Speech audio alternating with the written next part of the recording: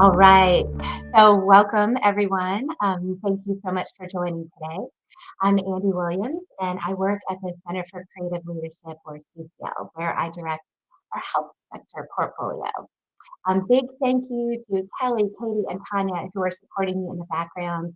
We're all going to be monitoring the chat, but definitely reach out to them if you have a technical challenge. They've already been a big help to me this afternoon. So I'm looking forward to spending the next hour with you all discussing some ways to help you avoid burnout both at the individual and organizational level. All right. So to kick us off today, we want to hear something good. So I invite you to just take the next, couple seconds and drop into the chat something good. It could be big, it could be small, just something that happened to you in the past day or so that was good.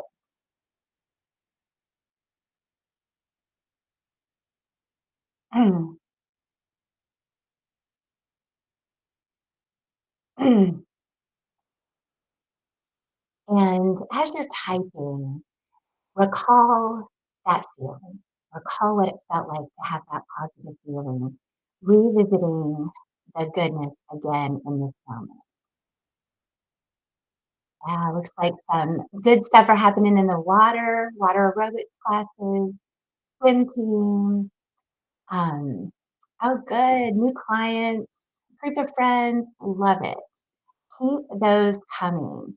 And I invite you all to kind of scroll through and see what's going on in the chat. Notice how you're feeling as you're reading the good things in the chat. There's so much goodness here. And I know I get a boost actually just seeing all of your responses. So thank you for sharing. And the sharing, seeing other people's positive experiences and things that make them happy is an important part of this practice, and it gives us an additional boost. We are social beings and we get energy from each other. So this practice is all about sharing, about savoring and gratitude. And when we say gratitude, we don't mean burying unwanted feelings or looking for silver linings in a bad situation. We mean acknowledging what is good alongside what is hard. This is a simple practice you can do in your team meetings, whether virtual or in person, to really help foster that human-to-human connection that we don't always take the time to cultivate. Connecting is a vital part of organizational and individual resilience, but it does require diligence and intention. So thank you for your participation. We're going to have a lot of participation as we go, so I appreciate it. So here's what I'm going to cover today. I'm going to talk about Burn Bright versus Burnout. Burn Bright is CCL's evolving resilience approach that is built on this notion of how when we pay attention to our patterns and we're more intentional about some small tactics and routine, it can really provide us with a meaningful recharge. And some of what I cover might be familiar, but sometimes we don't always take it from awareness to practice. We maybe know it, but we don't do it. Even if it's really simple, we still don't do it. So let's use this opportunity to also reinforce and remind ourselves about why it's important um, and what you have in your sphere of control to combat burnout. Because combating burnout is essential to not only our ability to do our jobs, but also our ability to have good judgment, to be compassionate, to collaborate, and to deeply listen, and pretty much any other leadership competence you can think of. It is absolutely foundational. And working in the nonprofit sector means you have an impact on people's lives and their communities. The work you do matters, and it can be incredibly rewarding. But also know there are long hours, demanding workloads, strenuous budgetary concerns, and sometimes we find ourselves and maybe your team experiencing burnout for the sake of your mission. So we're going to think about what leaning into compassion as a response might mean for individuals and organizations. And we'll practice an important skill that helps us to connect and be able to show presence and compassion. And that's listening to understand. And for that practice, we will be in breakout sessions. So if you can just kind of plan on being as fully present as you can for that portion, both for yourself and for your colleagues, I'd really appreciate it. So at the end, I'll ask you to reflect on just one thing that you can commit to doing to help you and your team burn bright. So, as I mentioned, a big part of being our best resilient selves is about intentionality. So let's bring that to our time together as we begin. We're going to start with just 30 seconds of reflection and just these few questions. Just pause for a moment, become present, and reflect on how you want to show up today, both in the next 60 minutes, but then also for the rest of the day. What does that look like for you? What are you looking forward to today? And what has the potential to maybe upend your day, derail you, or worry you? And how do you want to feel at the end of the day? And what do you need to do to make that a reality? These are great questions to begin your day as part of a morning ritual. You might even try reflecting on these questions as a way to set intention to your day. Sometimes I don't even write it down. I just am thinking about it before I even get out of bed, just to bring greater intention to my practice of leadership. So now we'd like to hear a little bit about your experience. We're going to have a poll that'll go live. Um, and if you could respond to the poll, you'll see this question, and there's a little poll tab. If you can navigate to that, and when that goes live, let us know how you're feeling. Are you feeling burned out from your work to a great extent, all the way to not at all? I think that poll will go live here.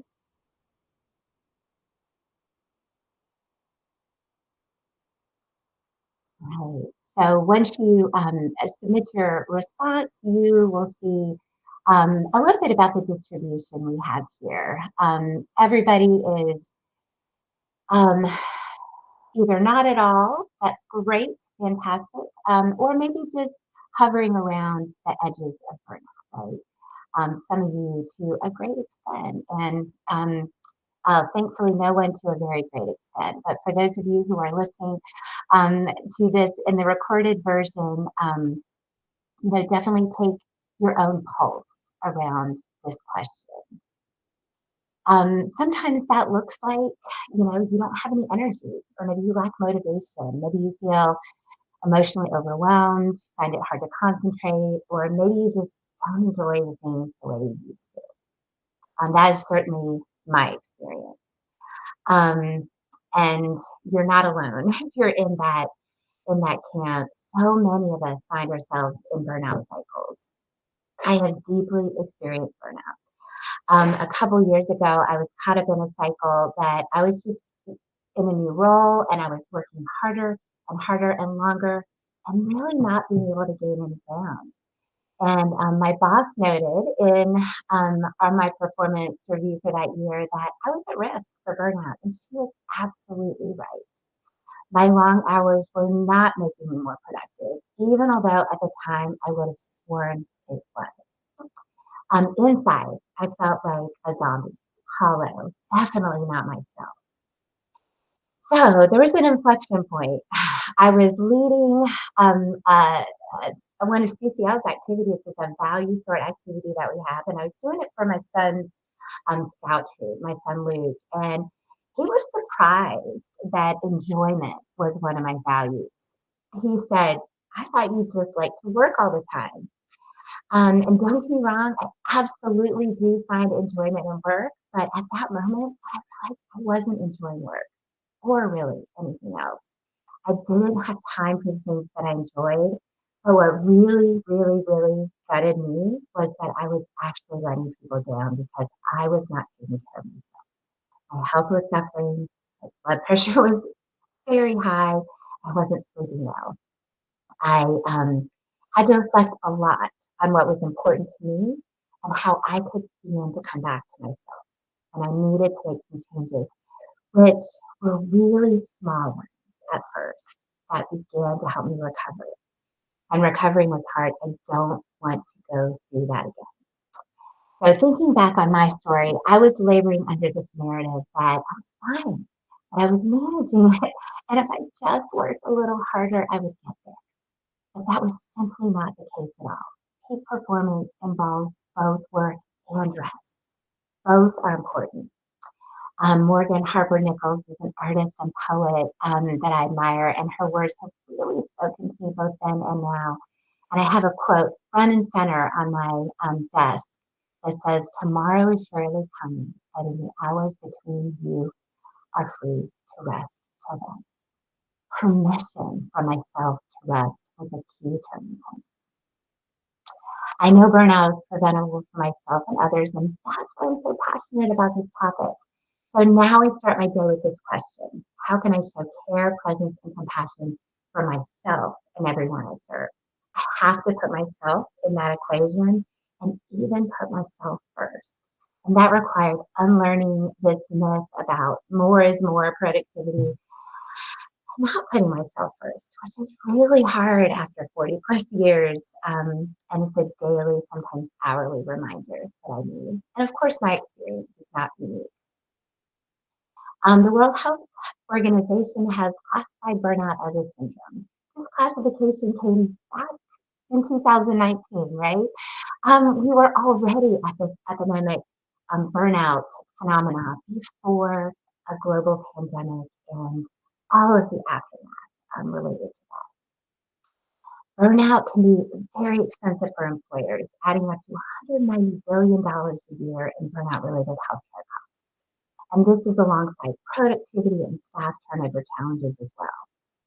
And for those of us working in the nonprofit sector where we know that collaboration happens at the speed of trust, the impact is compounded when we lose employees who have been trusted partners to their constituents in the work. There's a ripple effect there that is much greater than the immediate cost, and it may set the work back in irreparable ways as trust can be lost. So at CCL, we use the language of burn bright to refer to this natural, positive, aspirational opposite to burnout. It's a shorthand way to talk about our present, focused, energetic, engaged self, as well as our teams. It's resilience, but with a focus on energy. And I love it because it's a way to discuss work boundaries in an affirming way that reinforces our organizational value for care of self and each other. So let me hear from you. What gets in the way of you bringing your best self to your work? If you could just put a couple, words or thoughts in the chat about what gets in your way when you're um, trying to be your best self. What gets in your way?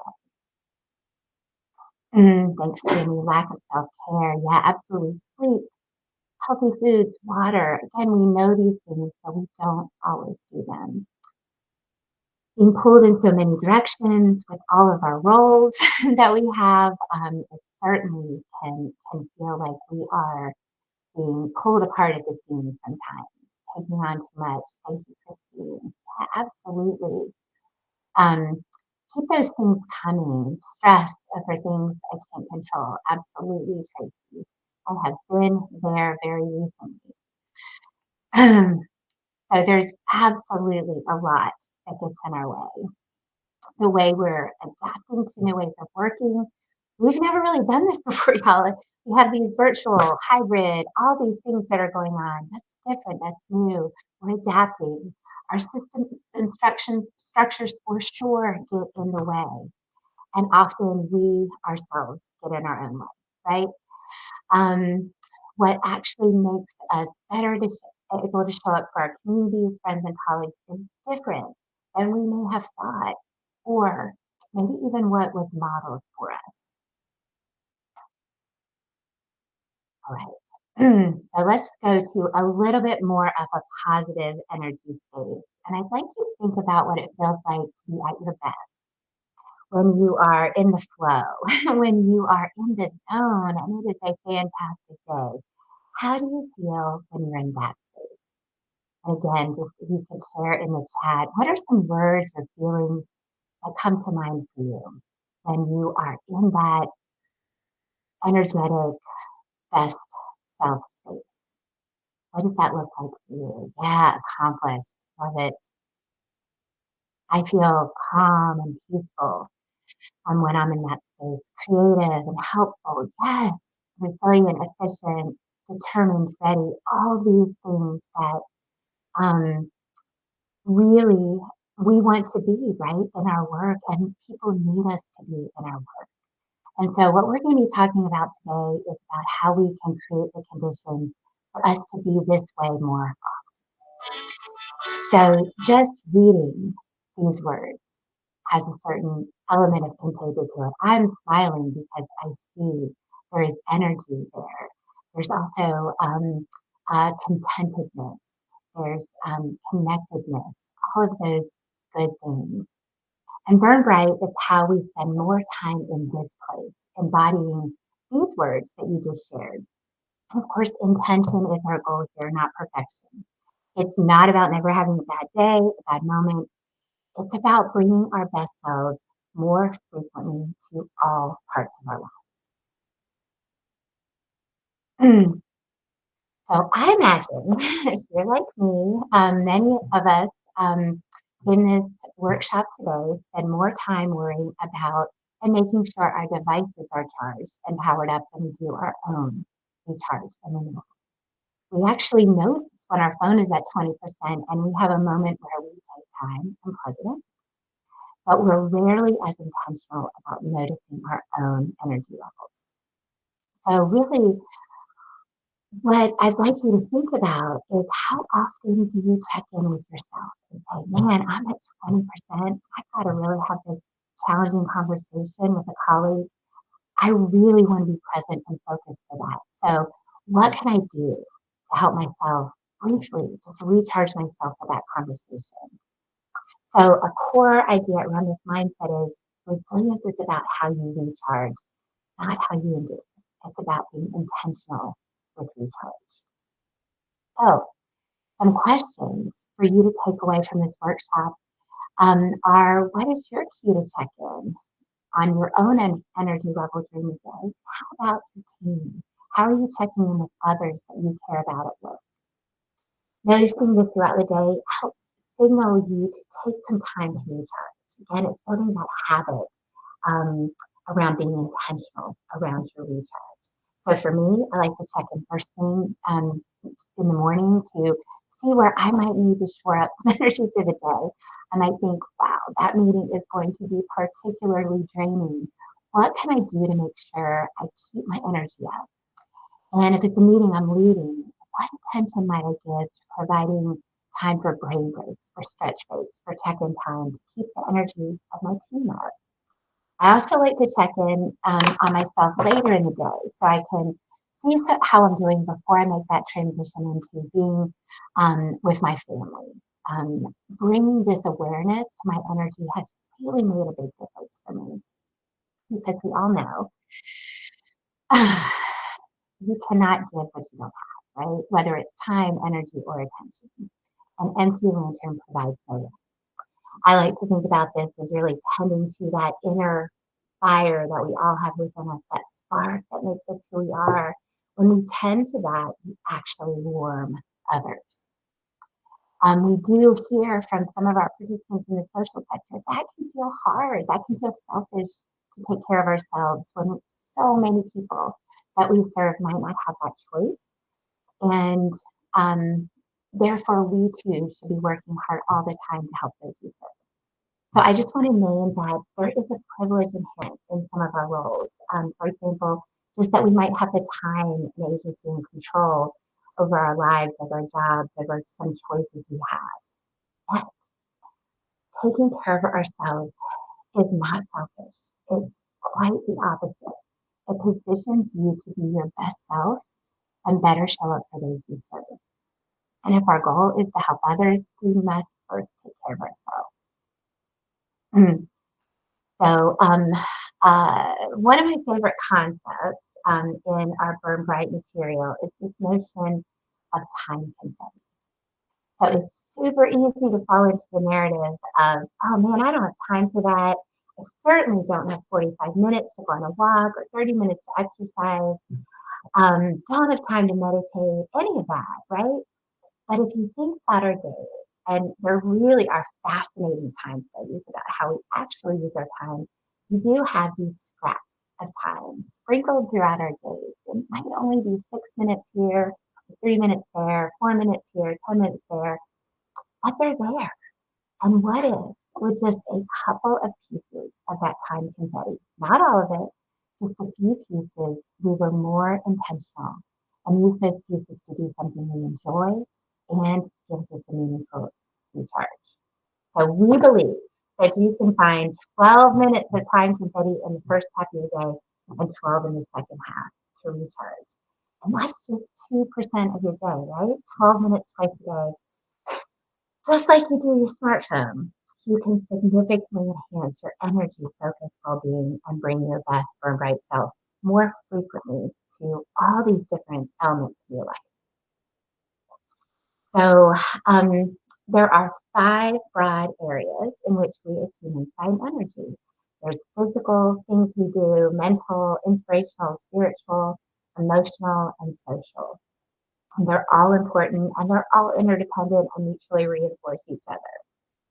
And there is no one right way to recharge. It is not something that works for everyone. Everyone is different. So we encourage you to try some new things and practice those things that you know works best for you. Of course, that might change across the seasons of the year and the seasons of your life. So there's a lot here that is listed on the slide that I've been collecting from research and from leaders like you. Of course, this is just a sampler. There's more than just this. But I love the question on the Upswell main page asking, what is one thing you do to take care of yourself? So I'd love for this group to share with each other one thing to share in the chat that you currently do to take care of yourself or recharge. This can be the same or different than what you entered before if you participated in that other chat. Just go ahead and put in the chat, what's one thing you do that's just your go-to thing that helps you recharge before, during, or after the day? What's your go-to care of self or recharge thing? Yeah, thanks, Katie. Being with family, listening to music, love it. Anna, thank you. Go ahead and scroll through and maybe even reach out to people who might be doing something that you want to learn more about. Tell me more about that. There's so many things out there, and we, I think, can all support each other in exploring and finding new things. For the rest of our time today, we are really going to tune into the social type of recharge. So, flourishing is not a solo endeavor. We are actually designed to be at our best when we are in groups. It's not about whether you're an introvert and extrovert. Certainly, we have different preferences for how many and what that looks like. But beyond that, there's a baseline that's just fundamental to our flourishing and thriving, and it involves people, other people. We're at our best individually and collectively when we're in groups. And then when we shift that to an organizational lens, I find the metaphor of the redwood trees very powerful. Their roots are relatively shallow, maybe even only 6 to 12 feet deep. There's no long taproot that anchors them in the ground, yet they can reach over 350 feet and weigh 500 tons. They rarely fall despite wind, fire, earthquakes, flooding, and human intervention. Why? Why is that? It's amazing. It's because their roots are intertwined and interlocked with the roots of other redwoods. They hold each other up by being close and sharing nutrients. When you look at the redwood, think about what's happening below the ground. The roots are tangled into a single, interdependent, and mutually supportive ecosystem. So that makes me think about how we might foster interdependent, mutually supportive ecosystems in our organizations and communities. So one way is developing our connections with our coworkers to really help us realize this power of the redwood, that it's all of us together and not just us as individuals. We can support each other in big and small ways, hold each other's up, and um, really share our nutrients with others, right, with each other. And one way to do that, to foster those deeper connections, is through conversation. Having better or intentional conversations builds relationships and trust. And relationships and trust make conversations better. It's a virtuous cycle. So when we have these greater depth and quality to our connections at work, it also allows us to be more compassionate. And more compassionate organizations are more resilient. So let's take a look at that. There's a book I love called Awakening Compassion at Work. The reference is actually on the slide. And in that book, Worling and Dutton discuss and test the hypothesis that suffering in the workplace deprives our colleagues of humanity, dignity, and motivation. We often don't even fully recognize the suffering that is happening all around. Dutton and Worling detailed numerous studies that not only show the human and financial costs of a lack of compassion, but what's inspirational and important is that it shows what's possible when we're more compassionate in the workplace. Resilience is not resistance to suffering, but when we're tuned into each other, we're able to recognize suffering and meet suffering with compassion. And that really can help us make the most of our human capabilities and create more resilient organizations. Um, Compassion contributes to an organization's resilience, both on the human side and on the financial side. There's fascinating studies about the impact of compassion on our bottom line. Compassion builds competitive advantages in innovation, service quality, collaboration, recruiting and retaining talent, engagement, and adaptability. And compassion invites us to develop whole a whole range of um, a whole range of skills that include inquiry, presence, empathy, and action. But if I had to pick just one skill that I wish we could universally develop, it would be listening, listening to understand. So we're going to look a little more closely at that. And I just got a ping. I'm going to check the chat. I missed something important, I think. Oh, thank you. I'll move closer to the microphone. Thank you for that. All right. So let's look at listening to understand. So when we talk about listening to understand, it really means approaching a conversation with another person with a posture of genuine curiosity. Really maybe not knowing what's going to happen in the conversation and being curious about what might happen, right? Paying full attention and being fully present with that other person.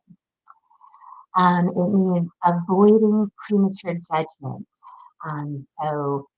Being open to what might happen and assuming positive intent. And it does require checking for understanding. There's a lot that gets in our way there, right? Our own agendas get in the way all the time. It can be really hard to suspend that. So just, maybe notice yourself in the moment, how your agenda might be getting in the way of conversations you want to have. Sometimes we're sitting there thinking about how we might respond instead of listening to what the other person's actually saying. So that gets in the way. Sometimes we're just not interested or we don't have time, and that impacts our ability to manage our attention. And sometimes our own need to be understood gets in the way. So we are going to practice really listening to understand. And we're going to experience this both from the speaker and the listener role. Right. So I'm going to tee up this practice that we're going to do in our breakout rooms. And as I do that, I'd like you all to be thinking about something you're interested in or passionate about. This might be a hobby or a sport or something you enjoy, just some personal passion. Because each of you is going to have the opportunity to speak for 2 minutes about a topic. So pick a topic that you can talk about on, and something that you're comfortable sharing with the rest of your small group. So here's what's going to happen. You're going to go into a breakout room with 2 or 3 other people plus yourself. So there'll be 3 or 4 of you in the room. Each person will have a turn in each role. So you can see here there's roles A, B, C, D around the circle. If you're person A in the first round, you'll be sharing something that you're passionate about. You'll do that for 2 minutes. And I really encourage you to assign a timekeeper so you can keep this process going. And then the rest of the group will be listening to you, and they'll be listening at 3 different levels. Person B will be listening for facts. Person C will be listening for feelings, and person D will be listening for values. If you're listening um, for facts, then you want to just capture exactly what the person is saying. Your job is to really, really get those facts. If you're listening for feelings, you want to capture some of those emotive words that might come forward. But you're also looking for nonverbals. What do you see them doing? What's their face doing? What's the tone of their voice doing? Um, what is the sentiment maybe you're getting from the conversation as they're speaking? And if you're listening for values, you're really trying to listen below the surface. And that's going to be, based on your impression of what that person is saying matters to them. What do they value is sort of connecting some dots among some of those things. So this first person will have 2 minutes to share, and then each person will have about 60 seconds to share what they've heard. And then we'll go back to the first person, and they'll have an opportunity to have the final word about, did they feel heard? And maybe even a little bit on. So if you only have 3 people in your breakout for any reason, one person will kind of do the role of listening for the facts and the feelings. So you'll have for the feelings and values. So you'll have a person still talking, somebody listening for facts, and then if you only have 3, then there'll be that C and D role will be combined. There's only 6 minutes for each round, and we would really like everybody to have a turn. You can see there the instructions are in the chat, so you can refer to those. Again, please keep time. All right, any questions before we head out to our breakout rooms? I'm excited for you all to have this conversation with each other and look forward to seeing you back here in, in 24 minutes.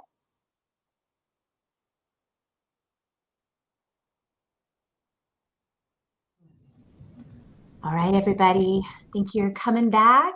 Welcome back, everyone. I would love if we had a ton more time to hear about everything, the conversations, but I am going to wrap us up with a few questions to get us going. So tell me, if you wouldn't mind, in the chat, what mode of listening was easiest for you? Just put in the chat, what was easiest for you? Values, facts, feelings, I'm seeing some facts, feelings. Yeah, it's all over the place. What, as the speaker, made you feel most heard? just go ahead and put that in the chat. What made you feel most heard? Yeah, a lot of values there. Yeah. Yeah, that happens almost all the time we do this activity. Actually did it with my family. My son's one of the few people who said he felt most heard when people listen to the facts. And that's just important to understand and know we're all different. Um, so I just wanted to draw your attention to this image on the slide. It's a tool we call listening between the lines. I use it all the time when I'm talking to someone, just to remind me to listen between the lines. I'll just even draw the lines on a paper and just note if I'm doing it in OneNote or wherever. Um, that it's important to remember that people have different preferences around what makes them feel most listened to, right? And often that can be values, and that requires a little bit more intention and depth of listening. And it's a muscle we can build up. So I encourage you to practice this, and in your meetings, in your one-on-ones, but also this little practice tool. We encourage you to take that back to your team and maybe do as an activity with your team just to see um, how that works for folks. And it can seem daunting at first to try to listen on all these different levels. But remember, you already do one pretty well, right? You already had one that was kind of easier for you. So focus on those other ones. That other one will always be there. Focus on the ones maybe that you want to try to develop. Because we know simply listening without judgment and when we're able to be fully present with this sense of shared humanity really opens the door to compassion. And that matters, right? That matters because you all matter. Your contribution to the world matters. You make a difference every day, and your passion fuels the work that you do. So we want you to keep that. Um, yep, thank you for the note. I know we're over. This is my last thing. I want you to keep that spark burning and burning brightly. And CCL is a nonprofit ourselves, and we need strong, resilient leaders in mission-driven organizations. And we would encourage you to model these behaviors. So on your way out the door, we would love for you to share one thing in the chat, maybe that you're going to do to burn a little brighter, and what you might hope to bring back to your teams. So thank you all so much for being with me today. I really appreciate it and value your presence and your attention. And I hope that you found one tip or something you can take away from this session. Thank you.